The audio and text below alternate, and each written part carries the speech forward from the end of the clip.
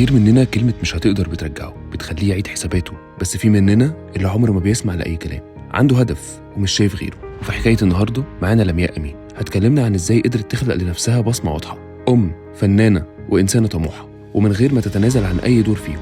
ووقت ما الاتزان اختل قدرت توزنه من جديد.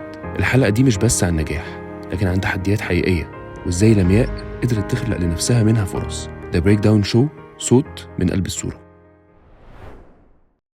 قبل ما نبدأ ماشي، عايزك تبصي معايا على الصورة دي.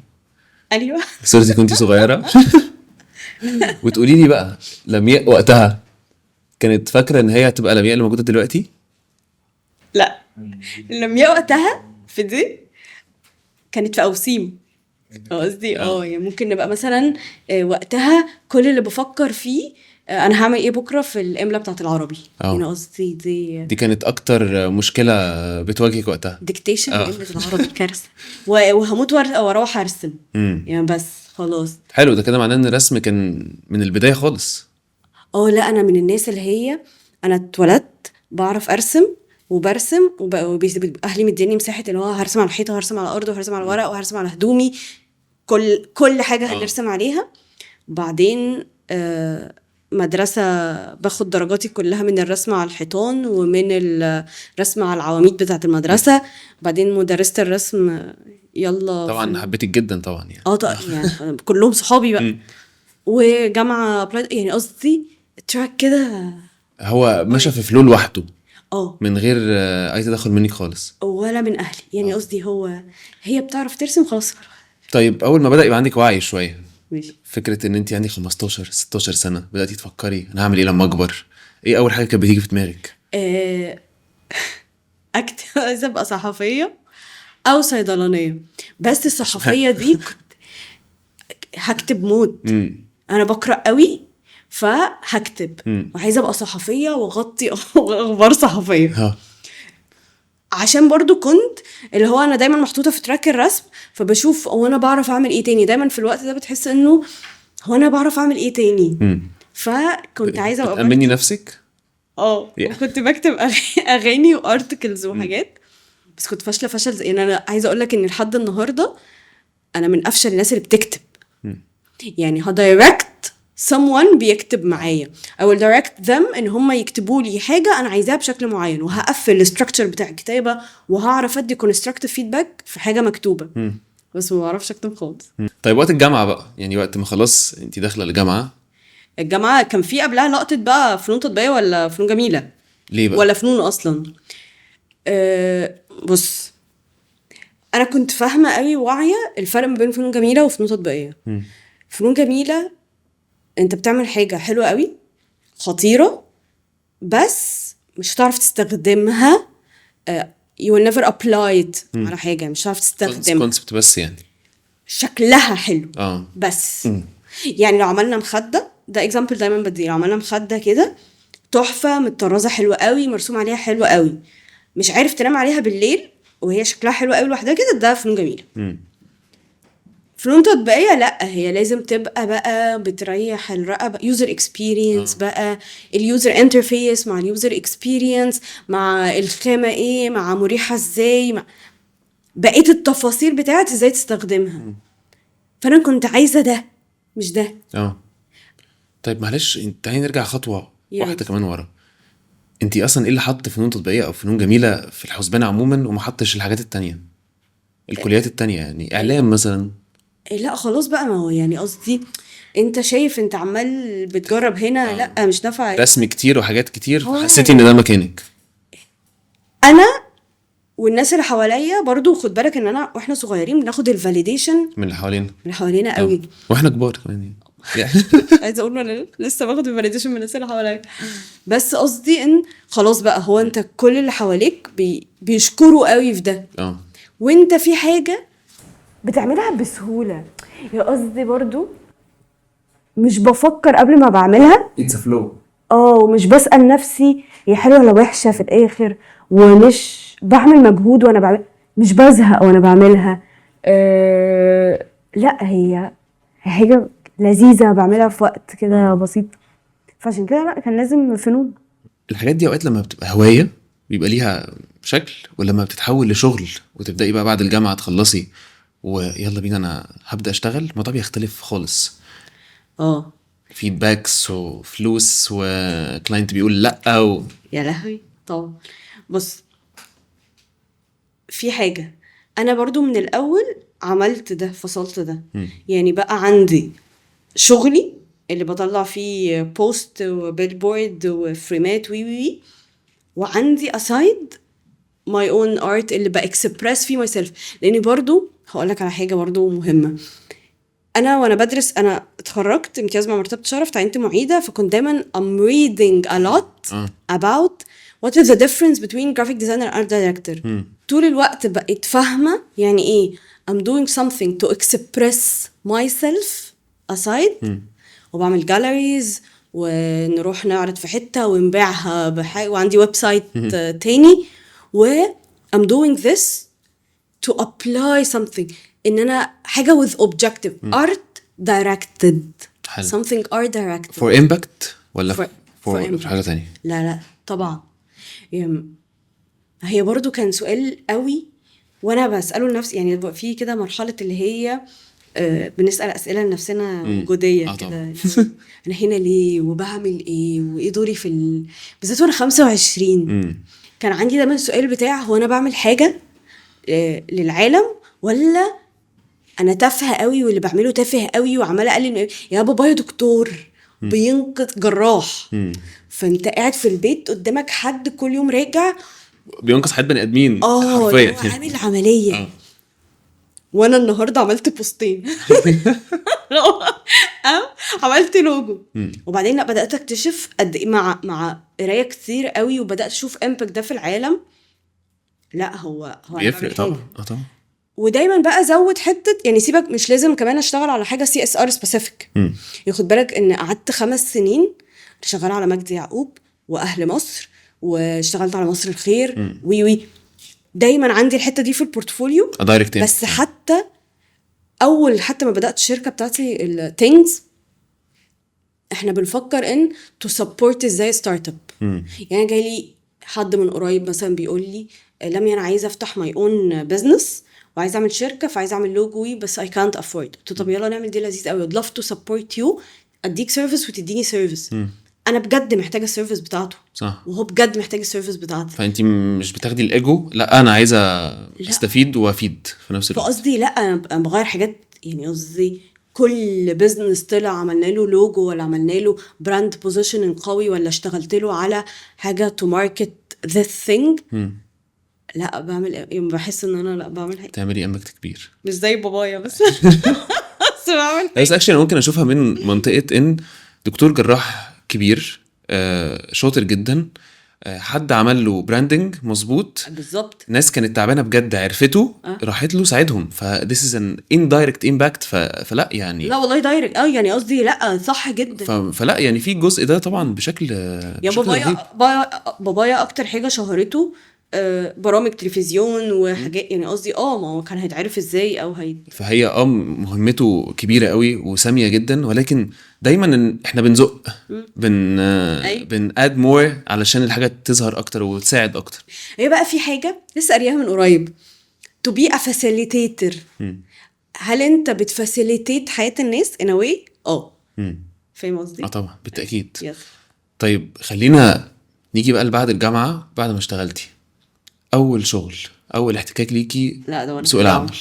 لا وانا في الجامعه. من وانت في الجامعه قبل كده؟ وانا في تانية جامعه. ده وانت امتياز؟ ماشي، انا عايز اعرف. لا يعني انا طول السنين في الجامعه امتياز مع مرتبه شرف. ليه بقى؟ عشان انا مهتمه جدا ابقى معيده في الجامعه. يعني قصدي برضو ده كان حاجه عندي، فانا هتعين معيده اخر السنه. وجيك بقى اللي هو بعد في الاول بس تاني سنه في الجامعه كنت اوريدي نزلت مطبعه في فيصل اسمها روشن. كنت بشتغل على بجد زي كليشيه يفط محلات وبزنس كاردز وبروشور، مطبعه يعني الشكل التقليدي. وبعدين اشتغلت في شاتكس هوم، ده كان مكان بتاع فابريكس وفرنتشر وكده. بدأت جرافيك ديزاينر وبعدين الماركتنج دايركتور مشي فمسكوني كل حاجه، اللي هو بروشور طلعي، كتالوج طلعي، مش عارف كل ده وانا في الجامعه لسه. وبعدين اكسبوجر لذيذ قوي. ده كان لازم يا قصدي شغلانتنا كمان بالذات لازم تبقى مشمر وداخل. ودي حاجه اتعلمتها ومكمله بيها، اللي هو طب يلا اتعلمتي دي هتعملي بقى انت تاني يوم الصبح هتنساها. صح، لازم يعني you have to practice it. لازم كل يوم. فكان لازم ابقى شغاله مع الجامعه. كنت يعني فاكره بجد في مره انا خلصت جامعه روحت على الشغل، خلصت شغل روحت كان عندي مشروع تسليم تاني يوم. فاكره يومها نمت على على الزنك صح صاحيه وشي ده كله طباع ولازم اروح الجامعه دلوقتي انا متاخره على التسليم. لو قاعدين بقى انا ومامتي نمسح الصبح الحبر عشان من كتر التعب نمت. يس. طيب وبعد الجامعه؟ بعد الجامعه انا قعدت معيده. اشتغلتي معيده 3 سنين. 3 سنين، فتره كبيره.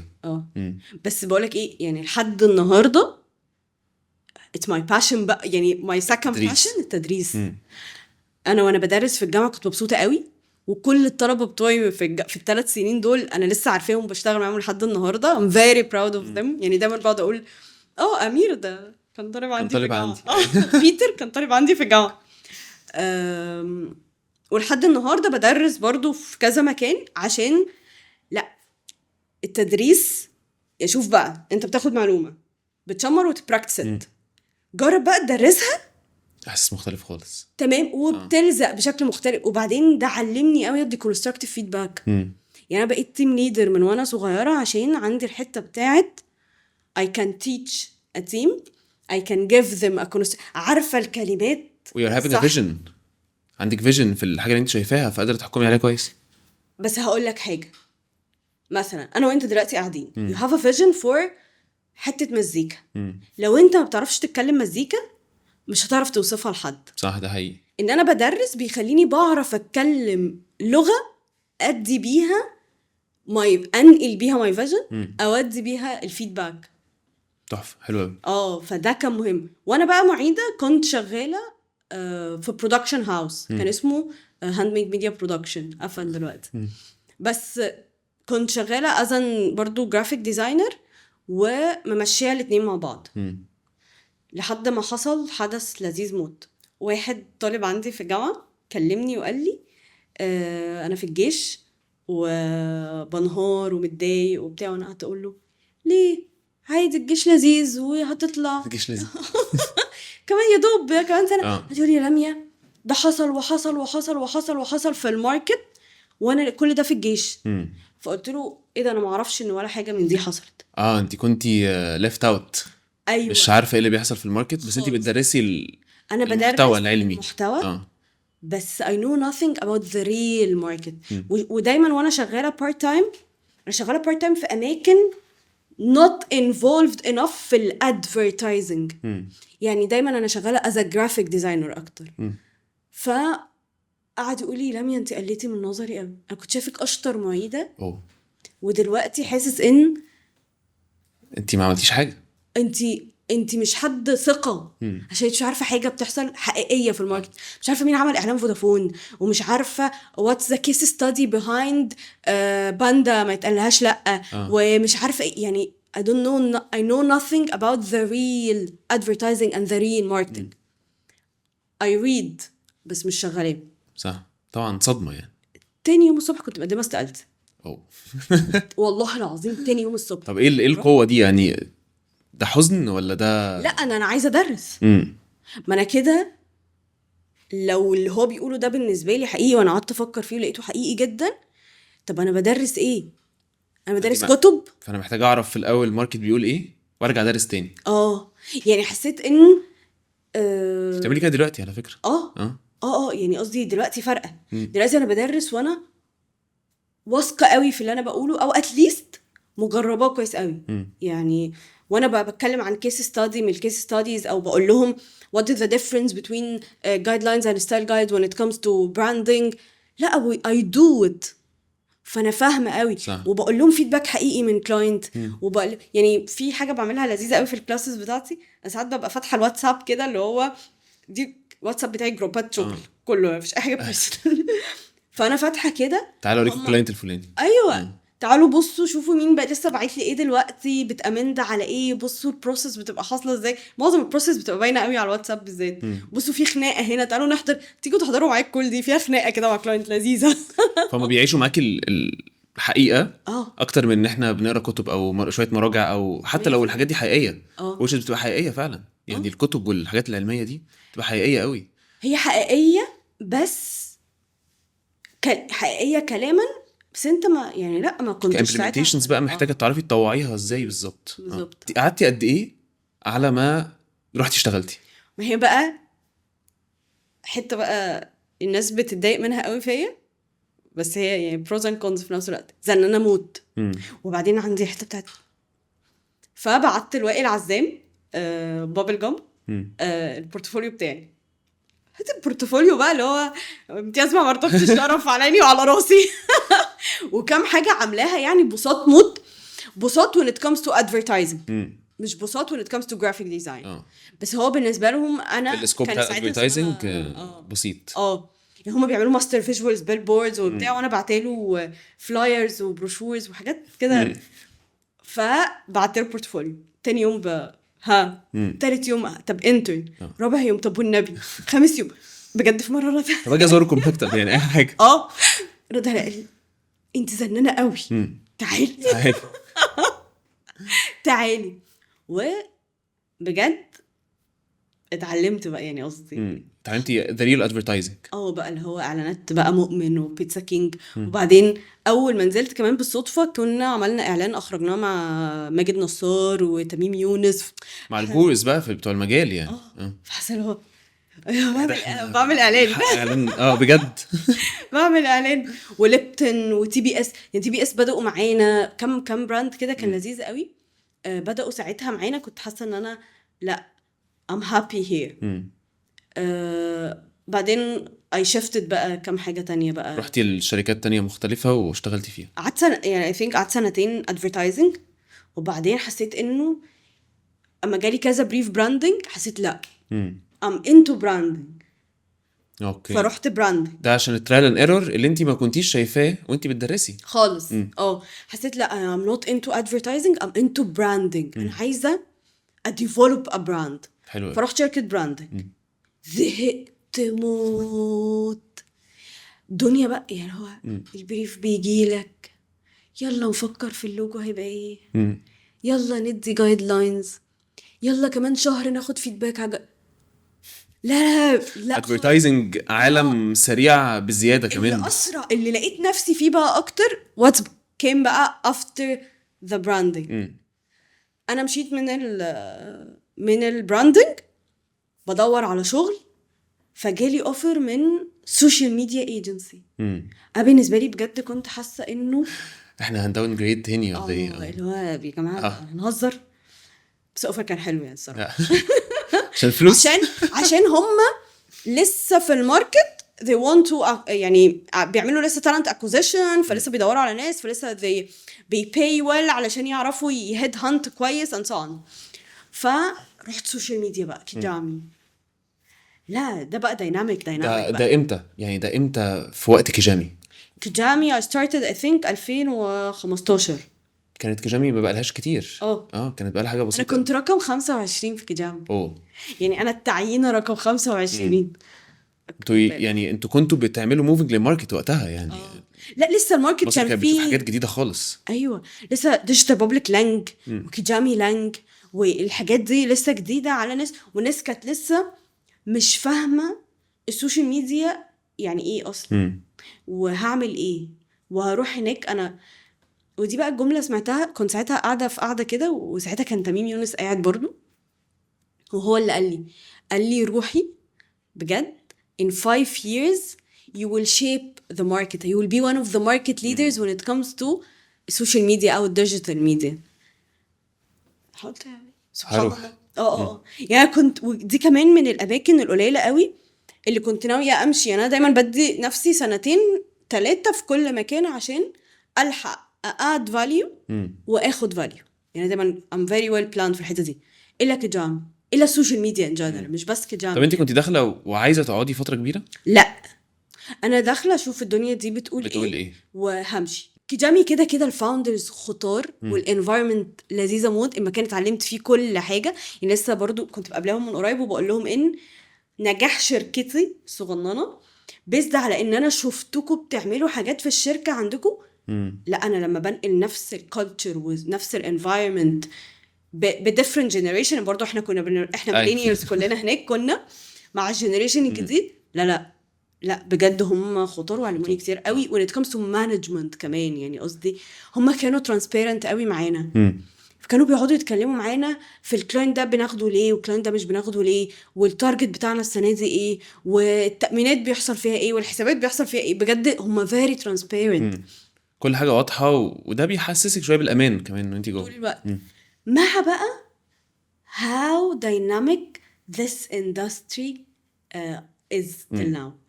الاندستري دي دايناميك بشكل، يعني احنا مش قاعدين بنعمل بوستات. بكره يا جماعه في ابلكيشن جديد اسمه سناب شات، بعد بكره الانستجرام طلع ستوريز، بعد بكره في جفات.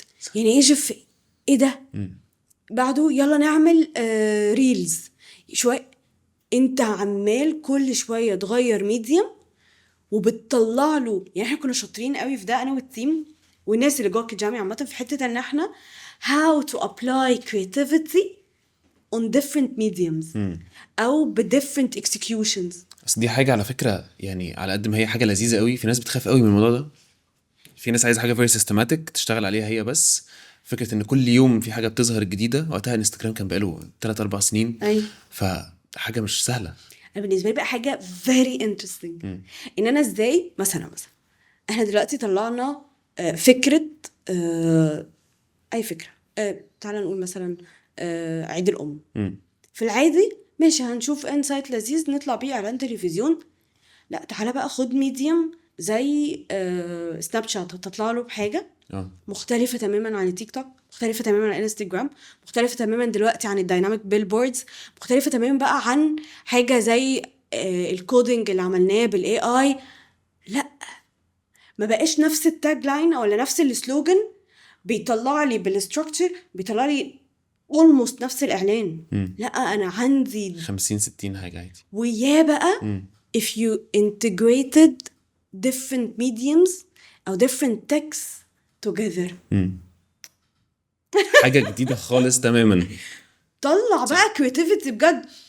انا مؤمنه قوي في حته ان احنا كبني ادمين عندنا limitation في to create something from scratch.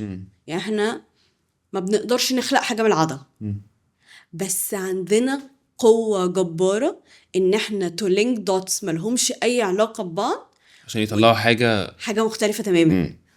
فانا بالنسبه لي الديجيتال ميديا مدياني المساحه دي بشكل صح. ده حقيقي مخيف. يعني انا بقى عندي كرييتيف وسريع كرييتيف وانسايت وشويه تولز وميديومز وكودينج وسنسرز وسنسز. حط بقى ده كله شوف هتطلع ايه مختلف عن اللي موجود في الماركت. بس تنطيط كتير قوي. انت من براندنج رحتي ادفيرتايزنج يعني ورجعت تاني بعد كده ادفيرتايزنج. رجعت الاول حبه كنت بنزل سكند يونت مثلا ورا اعلانات كبيره بيخرجها ماجد نصار او علي باخد ديجيتال ميديا كونتنت وريلز وحاجات واعمل ماي اون استراتيجي كده. كان معايا استراتيجيست ديجيتال ميديا. كنا نقعد نشوف كده هنطلع ايه بعد الاد ده ننزله اون ديجيتال. يعني انت عندك اعلان، عندك مثلا اغنيه بيبسي بتاعت ابي رون بابلو. الاغنيه لذيذه قوي. طب يلا معاك بقى بابلو ومعاك ابي ومعاك دينا داش ومعاك نسوحي. هتعمل بيهم ايه؟ طب معاك فلترز. الكامبين دي طلعنا فلترز اون تيك توك، طلعنا ستيكرز اون انستجرام، طلعنا جبنا انفلونسرز يطلعوا حاجات مختلفه جوه اللوكيشن. عاده بقى نشوف ايه كميه امبلمنتيشنز رهيبه يعني مهمه قوي وكنت بحبها قوي. وبعدين رحت طارق نور بيور بقى تي في سي ادز وبراندنج مينلي براند بي تي ال واي تي ال. يعني مينلي ما دي ار 360 كمان دلوقتي بيعملوا حاجات كتير قوي. وكنت بحاول احنا في طارق نور كنا بينتجريتوا الديجيتال تيم مع الكرييتيف. احنا كلنا كرييتيفز. يعني كنت بشوفهم بجد كلنا شاطرين قوي كرييتيف. فازاي بقى نقعد مع بعض كتيم نطلع المين اد ونشوف هنطلع منه ايه سوشيال ميديا او ديجيتال ونبوت them together to make a 360 كامبين حقيقية. ده حقيقي. يس. عارفة معروف دايما ان الشغلانة بتاعت الكرييتيفز والناحية بتاعت الكرييتيف اندستري دي اتس مان جوب اكتر، وعادة لما في بنت بتدخلها او بتعمل فيها حاجة بتبقى دخلت في سكة معينة ومكملة فيها وبيبقوا شاطرين قوي فيها برضو.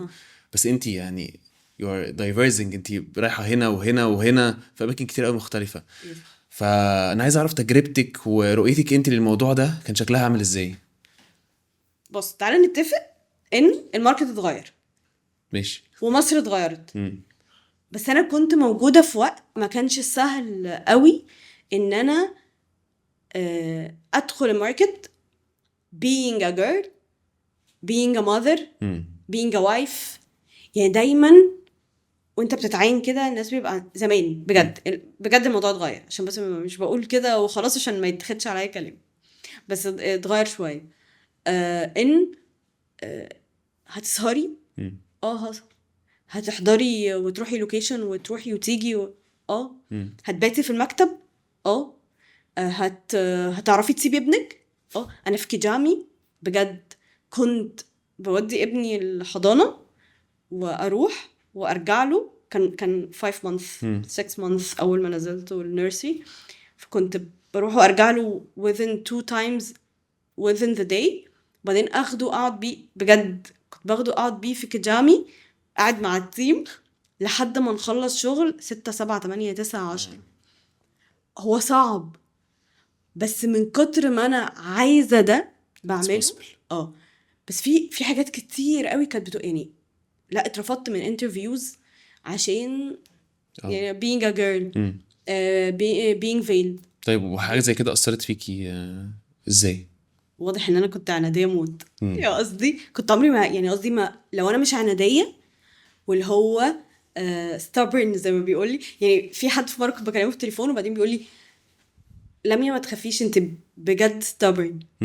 حسيت اللي هو الكلمه دي جديده قوي عليا مش عارفه يعني ايه، بس قال لي انتي حاسه ان انا بالعكس كنت بحس اللي هو طب هوصل. يعني في شركه مالتي ناشونال رحت الانترفيو والاتش ار قالت لي يعني لا يعني فور ا ريزن. فحسيت انه طب انت عارفه انا هوصل ومن غيركم. والله العظيم يا سعيد هو عند موت. باي ذا واي طب مش عارفه هتحطوا دي ولا لا براحتكم. انا اول مره نزلت اشتغلت فيها وانا في الجامعه كان عندي بوي فريند وقال لي ان البنت مش المفروض تشتغل وان البنات مش شاطرين as a graphic designers. بجد ده حصل. انا سبته ونزلت اشتغلت. انا بحس انه لا البنات شاطرين ولا البنت كندوت ولا هعمل كده. انا هبقى شاطره وهشتغل ومش هأثر في حاجه تانية. يعني انا وانا في الجامعه مش معنى ان نزلت اشتغل ان انا مش هجيب امتياز السنه دي، ولا ان انا مش هشتغل بعد الجامعه، ولا ان انا مش هقرا، ولا ان انا مش هخرج مع صحابي.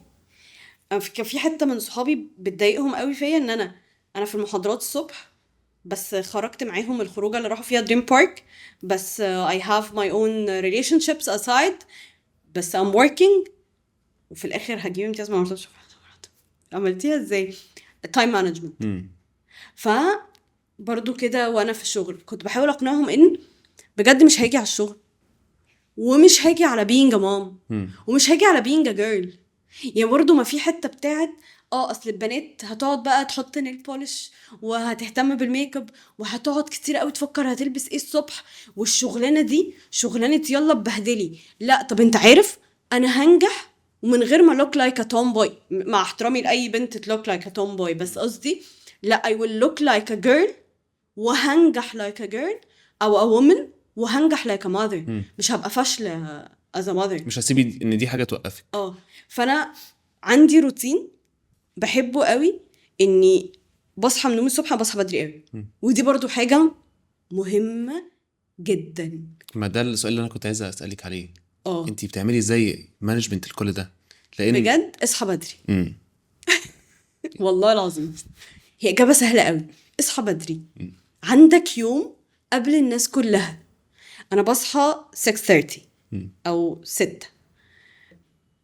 بقعد عندي كواليتي تايم الصبح مع ابني لحد ما ينزل المدرسه، وبعدين عندي كواليتي تايم بتاعي انا، بروح يوجا كلاس او هفطر او هقعد اقرا حاجه، وبقعد ولازم اقعد في الشمس واقرا واشرب كوفي وي. وبعدين بجد كل ده الساعه لسه ما جاتش 10 ونبدا شغل. هبدا شغل 10، خلاص انا عارفه ان دلوقتي حالا انا جوه الشغل قلبا وقالبا، فما فيش اي حاجه تانية غير الشغل دلوقتي خالص. وقبل كده مفيش اي حاجه تانية غير الحاجه اللي انت حطاها، السلوت اللي انت حطاه.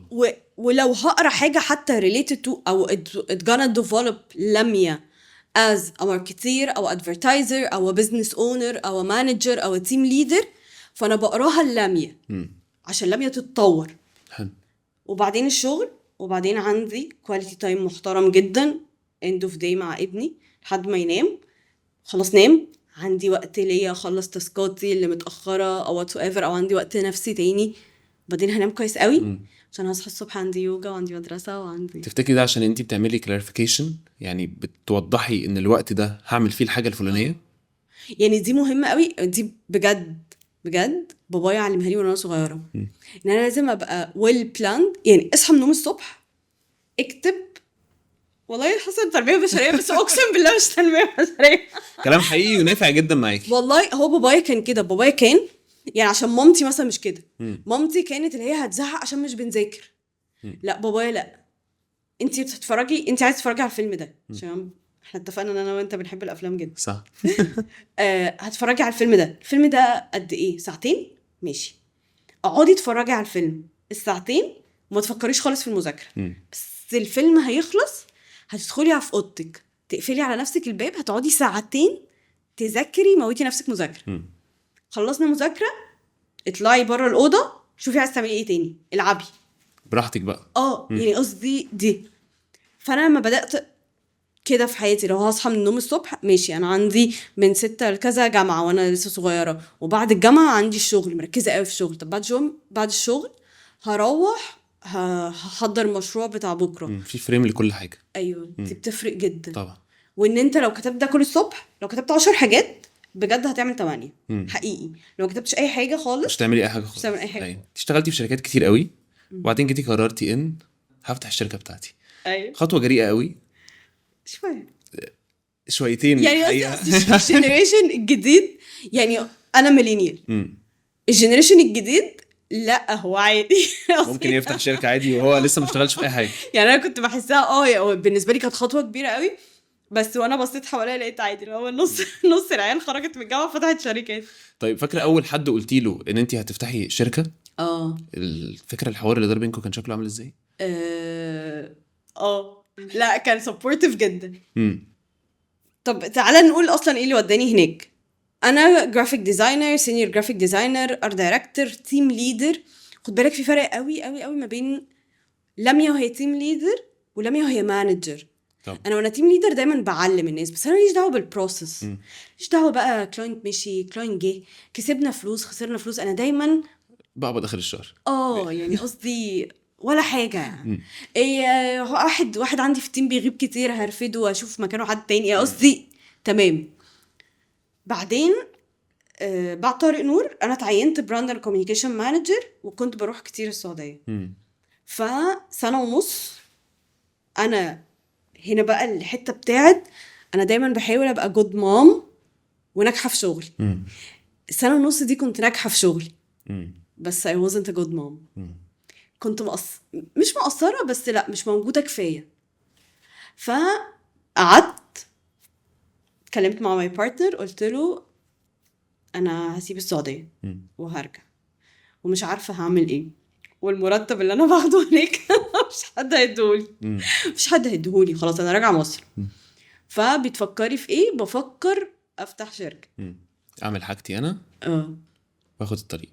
ايوه والله عمل حاجه لذيذه جدا. قال لي طب بصي انا كنت هحط فلوس في البنك هديها لك تخلصي بيها الورق بتاع الشركه. والجمله دي فرقت معايا قوي. ماشي، قال لي I trust you انك هتكسبي بيتك وانا والفلوس، يعني هتضاعفي الفلوس او you're gonna make something successful بالفلوس دي اكتر بكتير من البنك او شركه التامين او الشهاده اللي ستريس عالي قوي. لا كان بجد كان حسسني اللي هو انت بجد واثق فيا قوي كده ماشي هو طب عند بقى انا هعمله هو حلو. مش عندي بقى لا بجد انت ثقه في محلها. في الاول فتحت يعني خلصت الورق والبيبرز واللوكيشن وبدات بقى هنا حته مهمه قوي. ماشي انا اخدت قرار هدخل كده، لا قعدت اقرا كتير قوي being a CEO ايه الفرق ما بين تيم ليدر ومانجر.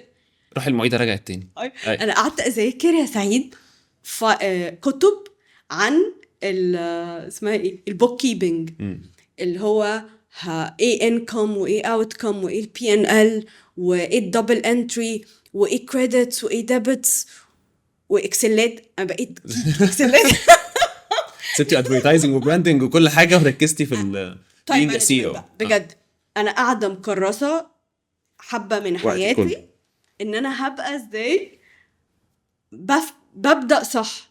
انت عارف كميه شركات اللي فتحت ادفرتايزنج او ماركتنج وبيقفلوا بعد شويه كتير قوي طبعا كتير قوي. فانا كنت محتاجه اعرف هو ايه اللي مش هيخليني اقفل كمان سنه ولا سنتين واكبر بشكل معين.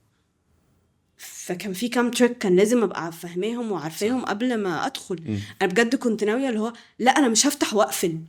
انا مش هبقى الشركه اللي هتفتح وتقفل بعديها بسنه ولا بسنتين. انا هفتح وهكمل. انا هفتح وهكمل. لا ان شاء الله مكمل ان شاء الله. انا هفتح وهكمل. ايوه دايما الحته دي. طيب ومع اول يوم دخلتوا في المكتب ايوه كنت لوحدك؟ كان معايا لبنى. لبنى معنا لبنى في التصوير. كانت معايا. انا قلت لها لبنى انا بفتح شركه عايزاكي معايا اتليست في الاول از فريلانس مش عارفه اقبضك. كان في بقى كذا حد من الناس هي بقى برضو اجان هنرجع ونقول انت في ناس بتدرس لهم متعلمين منك واثقين فيك اشتغلت معاهم وكنت تيم ليدر شاطر ليهم فعندك اوريدي زي ما بيقولوا كده البفه بتاعتك.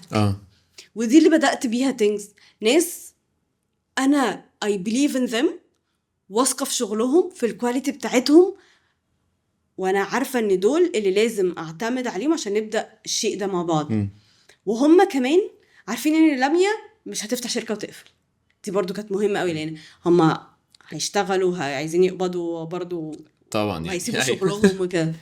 فكان في كذا حد معايا لبنى وباري يعني شاوت اوت يا جماعه لاي حد بدا وثق فيا وبدا معايا تينجز. خالد دخلنا المكتب كان مساحه كده كبيره دلوقتي دبلناها. يس الحمد لله عندنا استوديو بتاعنا الدنيا لذيذه. دخلنا قعدنا اول حاجه حصلت جالنا كلاينت يا جماعه وروني شغلكم. ما عندناش والله. ما فيش. in couple of seconds التيم لبنى كانت مطلعه شغلها القديم اللي عملته في شركات تانية ومطلعه حاجتي مثلا شويه حاجات معاهم واللي هو بصوا دي حاجه الاف ام بي اللي اشتغلنا عليها مش تينجز يعني بس التيم اوريدي بتاع تينجز ودي حاجه شايفه ايه وبعت. ايوه يس. فالشركه برضو غير لميا يعني لميا هتبيع لميا. الشركه كانت مهمه قوي بجد تبدا بناس احنا الاثنين واثقين في بعض. انا واثقه فيهم ان هم هيشيلوني وهم واثقين ان لميا مش هتلت them down او to go. وكلهم بيحركوا من نفس الموتيف المفروض. ايوه لا عارف بجد من ألذ الحاجات اللي حصلت السينك من قريب او عامه يعني في الايفنت بتاع سينك الشباب كلهم بتوع تينجز كانوا بيسهروا شغالين مهتمين يبينوا التينجز بشكل معين. they are believing. دي كانت اول مره احس دي يعني انا عندي كذا مايلستون في الشركه بحبهم قوي. مايلستون بتاعت انا سافرت اخدت اجازه بعد بقى قله نوم وعدم راحه وفرق وسهر. في مره كده قلت لهم انا مسافره وهسيب لكم الشركه 7 ايام. انا مش هاخد قرارات مش هأبرف حاجه انتوا دي اول مايلستون كنت بحبها قوي.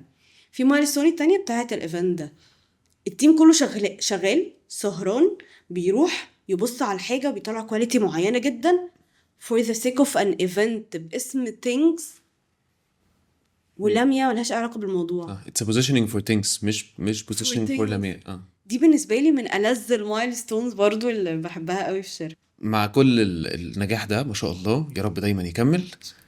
بس تعالي نفترض انك خسرتي كل حاجه ليها علاقه بالنطاق المهني، خسرتي البورتفوليو بتاعك، خسرتي النتورك بتاعتك، حلو. وخسرتي things. حلو. ايه اول حاجه هتعمليها بكره الصبح؟ لا عايزي هصحى اودي ابني المدرسه والعب يوجا والعب يوجا يعني هقرا الاول. انا بحب القرايه اكتر من الرسم باي، بحب الرسم قوي بس بحب اقرا اكتر. بس دي حاجه طول الوقت كنت مهتمه بيها قوي، ان لميا مش الجرافيك ديزاينر ومش الارت دايركتور ومش things ومش اي حاجه، يعني هي حاجات كتير قوي. يعني مهمه قوي البني ادم. يعني من الكونفرسيشنز اللي بحب have it with the team لما يتضايق قوي من عندي حد في التيم كان متضايق قوي ان حاجات اترفضت، قلت له انت متضايق قوي كده ليه؟ it's not you. يعني don't take it personal خالص. فانا طول الوقت كنت مهتمه او شغال على ان انا مش ده بس ومش ده بس ومش ده بس ومش ده بس ومش ده بس. فدايما ببلد habits كده ان انا develop لميا in general، مش لميا الديزاينر ومش لميا الارت دايركتور. يبقى في identify تاني مختلف غير الشغل بتاعك. فمتهيألي يعني متهيألي هقرا، هرسم، يوجا، هربي ابني. يعني قصدي انا لسه حاجه في الدنيا. عادي هصحى من النوم الصبح اودي زيدان المدرسه، الله نذاكر عشان امتحان الماث. عادي مش هيبقى عندك مشكله، هتعملي حاجات تانية خالص. مش هتحاولي ترجعي شغلك تاني؟ لا ايه ده تاني؟ طب تاني وتالت ورابع. يعني انا بحب قوي قوي advertising and marketing، بحب اقرا فيهم وحب اشمر فيهم وحب اعمل يعني I'm geek case studies. اقعد اقرا كده ازاي نسكافيه لما دخلت الصين او اليابان she penetrated الماركت بشكل عامل ازاي. ازاي ماكدونالدز غير من الاصفر والاحمر للاسود وغير البيرسونا بتاعته عشان الجنريشن الجديد مش عارف ايه. بيبسيكو دلوقتي غيرت. انا جيك ونفسي يعني حاسه امتى هبقى حاسه ان انا ناجحه قوي في شغلي، بس لو عملت كده couple of case studies وطلعتي اتكلمتي عنها غيروا الدنيا. هحس عشان انت بقيتي الشخص اللي انت كنتي بتتفرجي عليه. ايوه صح كده. أيوة. اللي هو انت بتتفرجي على كيس ستاديز كتير yes. فانت عايزه تبقي انت الشخص اللي بيعمل كيس ستادي. يعني حاسه لو اتقال كده كمان كام سنه، عارفين بقى البراند الفلاني ازاي غير الدنيا في انا ببداها عامه. يعني دايما بحب قوي الحته بتاعت يا جماعه احنا ليه بنفولو ذا ترند، يلا نعمل اور اون ترند. فجربنا كده من فتره ان احنا نريتش اورجانيك بشكل معين، نعمل اور اون ترند ونشوف الناس هتفولو ولا لا، هتفولو ذا ترند اتسلف ولا لا. بحب قوي انيشيت الحاجه او ابقى برو اكتيف في حاجه. طيب عايزه اسالك على حاجه. في رحلتك دي كلها ايه القرار اللي لو شلناه كل حاجه هتبوظ؟ كل حاجة هتنهار متهيألي لا ايه ده كذا حاجة جه في دماغي حاجات كتير قوي لذيذة. ماشي. يعني فاكرة اليوم اللي كنت بتكلم فيه مع حد about the difference between art and applied arts. يعني حاسة قرار زي ده لو كنت دخلت بس art كانت كل حاجة هتتغير. او فاكرة مثلا ممكن حاسه دي من القرارات المهمه، او الجامعه، او اني مثلا ان انا استسلم للولد اللي قال لي دي كده هتفرق قوي. استسلم للشخص اللي قال لي البنات مش شاطره في مجال العمل when it comes to marketing او advertising، وبجد keep it freelance و working from home. keep it casual. انا لو كنت سمعت كلامه حقيقي كان زماني اللي هو مش في حته. يعني قصدي لا كنت هتهد موت. حياه مش هتبقى اللي انت عايزاه، هتحسي دايما في حاجه ناقصه. ولو كملنا شويه وقلت لك مثلا اللحظه بتاعت لا انا هنزل ابني نيرسري وام جوينج تو ورك، كنتش اخدت القرار ده في الوقت ده وكنت استنيت شويه، لا كان ممكن حاجات كتير، يعني قصدي حاجات كتير قوي يا سعيد. لا بس يعني فعلا قرار ان انت لحد يقولك انت مش هتقدري تعملي ده، على فكره خليها كاجوال. ايوه بجد كان بيقولي فناس كتير قوي بتجيت اوفندد وخلاص بيسكتوا بيبعدوا عن المجال خالص وما بيشتغلوش. مع العلم عشان بس انا ساعات بتجيلي لحظه بدايه بعد يا لو كانت كل مشاكلي في الدنيا احنا هندخل هنا بس ده طبيعي. جارتي اللي فوق عامله دوشه مثلا. طب تفتكري ايه اللي بيخليكي تكملي يعني لما بيجيلك الداوت ده او ان طب ما نعملش حاجه؟ بس في حاجه جوايا كده بتحسسني اني لا في تاني، يعني ليه هنقف هنا؟ ما تيجي تكملي كده. او برضو في حاجه هقول لك على حاجه برضو مهمه قوي بجد بحسها، يعني تمام يعني دوت and take it easy، مش خسرانه حاجه. انا مش خسرانه حاجه على فكره. تصدق هي دي اللي هو بتاع انت لما سالتني لو خسرتي كل حاجه هقول لك طب ما انا لسه موجوده انا كلاميا.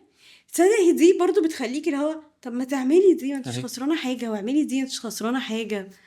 هي دي طالما عارفه تحطي الفريمز اللي انت عايزاها في مكانها وفي سلوت واسعه تانية تقدري تعملي فيها اي حاجه فليه لا؟ يلا نزنق كده شويه وندخل دي جنبهم. بخصوص موضوع الستاندنج اوت ده، انتوا السنه دي في سينج سامت انتوا رحتوا وعملتوا البوث اللي انت بتحكي لي عنه و this is a way of standing out، واكشن انتوا ما كسبتوش فلوس من حاجه زي كده، ما كنتوش ويلنج ان انتوا تكسبوا حتى فلوس، انتوا كنتوا دافعين.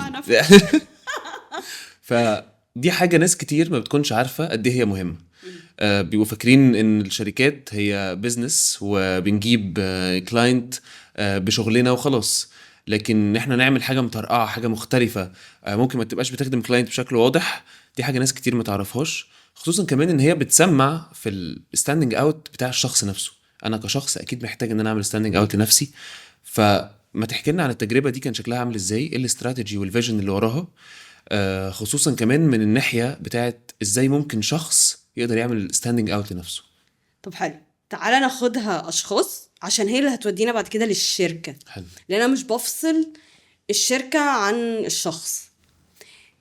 الاول كاشخاص، فاكره لما كنا بنتكلم في الحته بتاعت لا لميا بتترفض for being a mom، ولا لميا بتترفض for being a girl، ولا لميا بتترفض for not having enough portfolio for example. نقف بقى هنا واقفه، طب هي لميا اقنعت ازاي شركات كبيره او صغيره، مش لازم تبقى كبيره، ان هي تدخل المكان ده بجد by putting effort to make something different، ويبقى بيبين لميا بشكل حقيقي صح او مختلف. لميا شخصيه لميا بشخصيتها. يعني انا فاكره اول ما بدات اجات فيتشرد على الرسم بتاعي الناس كلها بقى بتقول لميا. طب هي لميا بقى بتعمل ايه؟ طب ورينا شغلك كجرافيك ديزاينر كده بنفس شطارتك as an artist ولا لا. فبدات تبان في الحته بتاعت الشغل. بس مهم قوي كان لميا اللي بترسم بستايل معين ليها ارت دايركشن بتاعها باسلوبها تبان. فبدات كمان لما امبلمنت ده في البورتفوليو بتاعي، البورتفوليو كان بيروح للشركه بشكل مختلف قوي. صح. اللي هو انا مش عامله بورتفوليو حاطه ديزاينات زي العادي الطبيعي اللي الناس كلها بتعمله، انت قررتي تاخدي اكسترا مايل. اللي هو انا بجد فاكره بورتفوليوز عملتها، رسمت انا وابني برسمه معينه وحطيته في البورتفوليو، قلت له how I'm proud being a mom، ان ازاي ده وازاي ده ساعدني ابقى اشطر as a team leader. بقيت more multitasker، بقيت بصحى بدري، بقيت عارفة أقسم وقتي بشكل أحسن، بقيت عندي صبر مختلف تماما عن قبل كده، بقيت بعرف أكوميونيكيت with different language، بقيت بعرف أكوميونيكيت من غير ما أتكلم. أنا قدامي يعني بجد كنت ساعات بقعد في الانترفيو بقول لهم أنا بخلي ابني يسمع كلامي وهو مش فاهم أنا بقول إيه. فما بالك بقى لو معايا تيم. طبعا ده أكيد. فكنت باخد كل حاجة فيا in a way وبريزنتد بشكل مختلف. مش هرص بوسترات. it's not a technical portfolio, it's an inspiring portfolio. بالظبط. حاجه كمان بقى مهمه قوي ان انا عمري وبقول بجد لاي حد يعمل ده، ما تبقاش عادي في تقديم شغلك. لو انا جيت دلوقتي قلت لك انا هقدم لك مثلا طبق ولا اي حاجه، طول ما انا بقدمه في شكل عادي هو بالنسبه لك زيه زي اي حاجه تانية. امتى هتبدا تلفت انتباهك الحاجه دي؟ لو فيها حاجه مختلفه متقدمه بشكل مختلف. صحيح. غير بقى يعني putting aside ان هي تبقى inspired by you، لا لازم تبقى مزود فيها حاجه مختلفه، في حته مثلا حته زياده tech oriented، حته زياده art oriented، حته زياده creativity بقى within. ازاي هتميكس and match ما بين حاجتين مختلفين تماما عن بعض within. ممكن حاجه بسيطه قوي، يعني في من الناس اللي قابلتها انه حاطط عامل البورتفوليو بشكل معين دايناميك in a way حسسني انه الشخص ده هيبقى مفيد قوي في الحته دي. في شخص مثلا برضو من الناس اللي لذيذه قوي عينتها ثرو اوت تيك توك، هو كان بيبريزنت نفسه بطريقه مختلفه على تيك توك، وبيشرح هو بيعمل ايه في الشغل وبيحبش ايه في الشغل وعايز بيئه عمل عامله ازاي، وبيقدر وهيفيد ازاي المكان اللي هو رايحه through couple of reels على تيك توك. انا بالنسبه لي ده كان يا جماعه طبعا الشطاره دي. فدي حاجه مهمه قوي للناس تو بريزنت. فاكره برضو حد كان جاي لنا بورتفوليو ان هو عامل براندنج لنفسه. كان باعت البورتفوليو، هو البورتفوليو بتاعه فاضي، يعني قصدي هو ما عندوش حاجه عاملها قبل كده، بس راح عامل ايدنتيتي لنفسه كانت بجد ذكيه جدا. هو اعتبر نفسه الكلاينت، اعتبر نفسه انا شخصيه personal branding in a way يعني. when he presented in a very nice way full fledged، احنا عيناه immediate. يعني ما كنتش في things، انا كنت في شركه تانية. بس قصدي دايما هتلاقي طريقه to present your work. طب ما عندكش بقى اصلا portfolio، ما عندكش لازم بجد تبقى if you're not proactive وما اشتغلتش على a project او 2 حتى من your inspiration، لا مش هتبان خالص، صعب جدا. لا وفي جت فتره بتاعت طب يلا نعمل بوسترات الافلام بشكل مختلف، بوسترات السيديهات بشكل مختلف. حاول برضو ما تقلدش اللي اتعمل قبل كده، يعني فكر في حاجه جديده. ازاي فكر تبقى انت، يعني لو كل واحد فكر في نفسه كويس قوي قوي، شايف الحاجه اللي هو بيعرف يعملها. يا فاكره في بنت بس مش فاكره اسمها، اللي على تيك توك اللي كانت بتاخد براندز وتعمل لها ريبراندنج in her own way.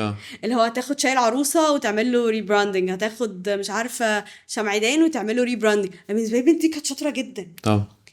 ده عندك مليون قادره توري هي بتعرف تعمل ايه، عندك مليون الف طريقه تستاند اوت بيها غير الطريقه التقليديه العاديه. بالذات ان احنا في وقت كميه الميديمز اللي معاك، التكنولوجي اللي معاك خطيره خلاص. وبعدين you can support yourself بالاي اي. يعني ما بتعرفش تكتب، طب خليه يساعدك وكمل، مش مشكله. ما بتعرفش ديزاين، خليه يساعدك وكمل البورتفوليو بتاعك. يعني زمان كانوا كوبي رايترز عندهم مشكله how to present my work، ازاي تطلعه شكله حلو، محتاج كوبي رايتر ارت دايركتور. فطبعا الاي اي خلاص يعني حل المشكله دي. كوبي رايتر لو جالي دلوقتي مش عامل بورتفوليو in a way برضو smart visually، لا انت كده مش مواكب خالص بقى. احنا بعيد قوي، حاجه بعيد قوي. انت you have a lot of tools دلوقتي to facilitate you to make your portfolio stand out. طب احنا كشركه خلاص، فهي لميا كشخص بتبليف ان كل حد عنده الطريقه اللي يبريزنت بيها شغله. وحاجه مهمه كمان ان انا كنت طول الوقت مهتميه either me or the team to present our work in Behance، البورتفوليو بتاعنا، company profile، social media whatsoever. وبعدين احنا بتوع marketing and advertising.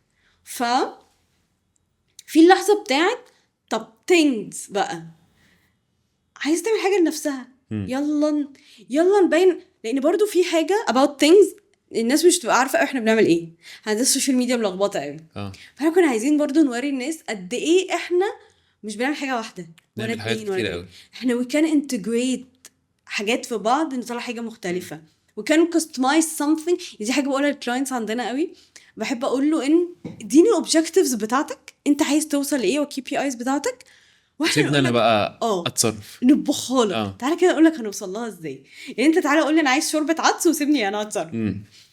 فقررنا، انا اديت البريف للتيم باي ذا واي بجد، the team worked on it بقياده ميرات.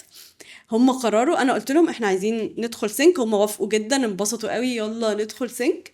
طب يا جماعه انا هانفست فلوس، الاوبجكتيف بتاعي ان احنا نوري things هي بتقدر تعمل ايه مختلف عن التيمز التانية والشركات التانية.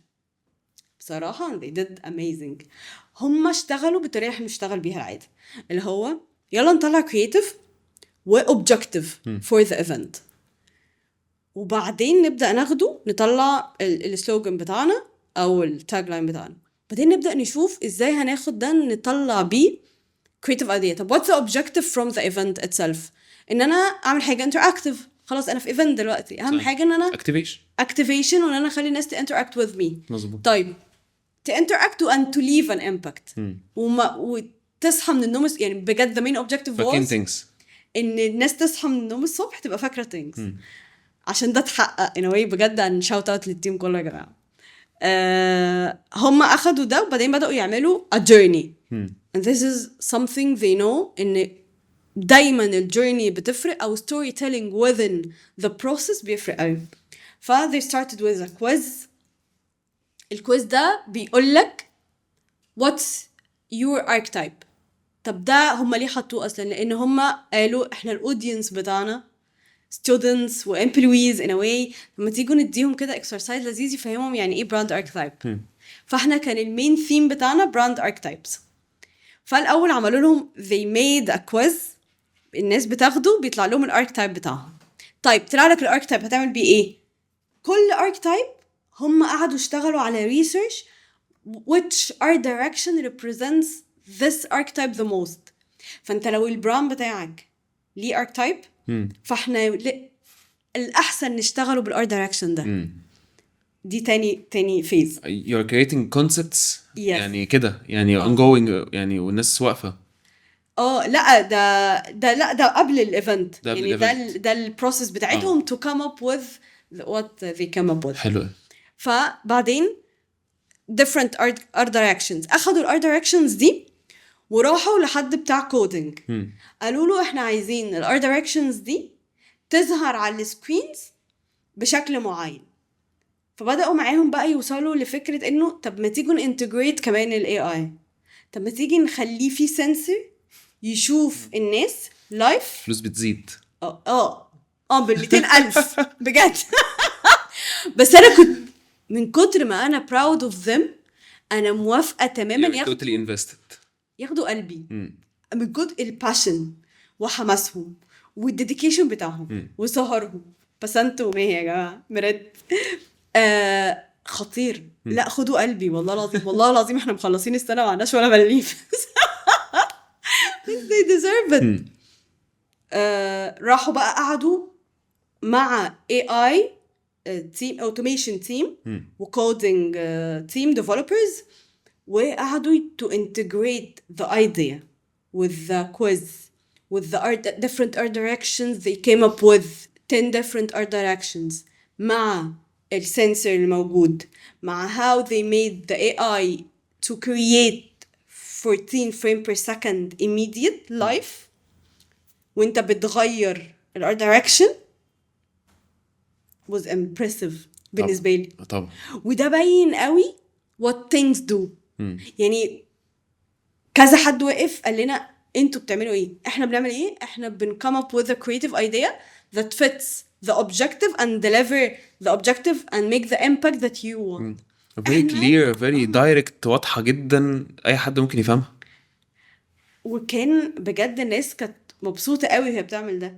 وفي الآخر بياخدوا give away that's related to the archetype وبياخدوا صورتهم اللي تصوروا بيها على السكرين to leave the impact and to leave. يعني احنا كنا بنسيب انت بتصحى تاني يوم فاكرنا لسببين.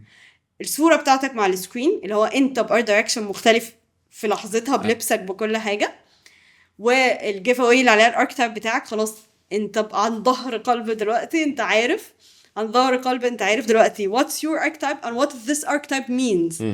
انت لما بيجي لك براند، لو انت اخدت معانا الكويز وجالك دلوقتي براند قال لك تفتكر البيرسونا بتاعتي ايه، لو شبه اي حاجه بقى من اللي انت شفتها دي، تقول انت الاركتيب بتاعتك انت ذا هيرو، صح، او انت ذا كير جيفر، او انت خلاص انت عرفتهم قوي. ده طبعا بسبب تينكس يعني، ده مش بسبب اي حاجه.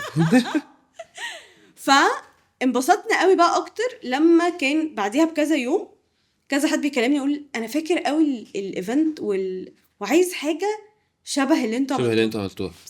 اتس بزنس ناو يعني دلوقتي. بس كنا بنرجع نقول له لا، عشان نعمل لك حاجه شبه اللي احنا عملناها، نعمل لك حاجه مختلفه شبه الاوبجكتيف وتفيتس مور الكي بي ايز اللي انت عايزها.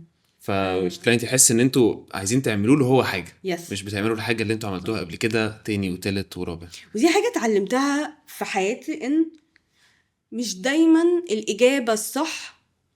يعني بجد الحاجه دي اتعلمتها في جود بيبل قوي باي ذا واي. يعني والله لازم ما فيش مكان رحته ما اتعلمتش منه قوي. بس الحاجه اللي اتعلمتها ان في اجابات كتير بس في اصح اجابه. دي حاجه اتعلمتها بجد في جود بيبل. هو في اجابات كتير، يعني ممكن ابقى اتعلمت في كيجامي ان في اجابات كتير قوي لكل حاجه، وتعلمت في جود بيبل ان في الاجابه الصح او الاصح للحاجه دي. فانت هيجيلك الكلاينت عنده بادجت معينه، اوبجكتيف معين، عايز يوصل مسج معينه، كي مسج معينه. الافكار ملهاش نهايه، بس بجد في فكره انا بسميها للتيم، بقول لهم يعني طول ما بيطلع اجابات كتير انا ببقى شايفه لسه في خروم. بقول لهم في خروم، لسه في خروم، عايزين نسد ده. في اجابه بتبقى بتفيتس ذا اوبجكتيف، بتفيتس ذا بادجت، بتفيتس ذا براند بيرسونا اند براند ايمج اند براند تاج لاين، بتقفلها كده محبوكه. بجد انا طول الوقت ببقى مهتم قوي ان احنا نطلع الاجابه الصح دي، اصح اجابه للكلاينت ده. عارف بتعمل لهم مشكله في شركات كتير قوي بيبقى عندهم حاجه اسمها الدرج. ماشي، خد الكرييتيف ده حطه في الدرج وهنجيبه تاني بعدين. اقسم بالله التيم بيبقى متضايق قوي، لان بجد الكلاينت ده لو ما اخدش الكرييتيف ده هو مش هينفع يتحط في الدرج. هو بتاع ده بس.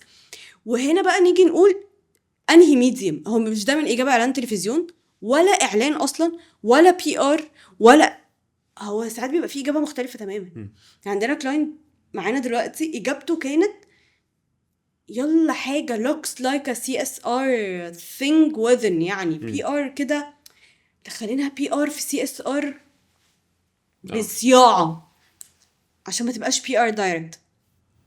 ممكن يبقى كانت الاجابه اعلان تلفزيون في وقت من الاوقات، يجوز لو انا مولته وعايزه اعمل باتس اف. المهم الاجابه الصح يعني، او اصح اجابه زي ما انت بتقولي بالميديم المظبوط ليها، مش بس نروح للحاجه الكومن، الحاجه الشائعه اللي الناس كلها بتقرر ان هي تروح لها، او يلا انا هعمل اعلان على التلفزيون، ام عندي بيج بادجت فليه لا، مع ان الفلوس دي ممكن يصرفها في حاجه تانية، في اكتيفيشن معينه تحقق امباكت كبير قوي اهم. يعني بيجي لي كلاينت كتير بيبقى محتاج مثلا B2B communication، اللي هو طب يلا نعمل حاجه directed to the client بتعمل امباكت عنده هو في بيته في مكتبه، يفتحها على المكتب مثلا فور اكزامبل. عارف امتى بقى احس ان انا او things mainly عملت حاجه برضو خطيره؟ لو اخترعنا ميديم جديد، تعالوا حاجه جديده، تعالوا نجرب نعمل حاجه هنا، هنبسط قوي. لميا ده كان بريك داون رهيب. انا اتبسطت جدا. انا كمان ان تكوني اتبسطتي والله. واتمنى فعلا بجد حقيقي الناس تكون معرفت ازاي انت قدرتي تفتحي لنفسك الفرص دي برغم من كل الصعوبات وكل الحاجات اللي انت عديتي بيها.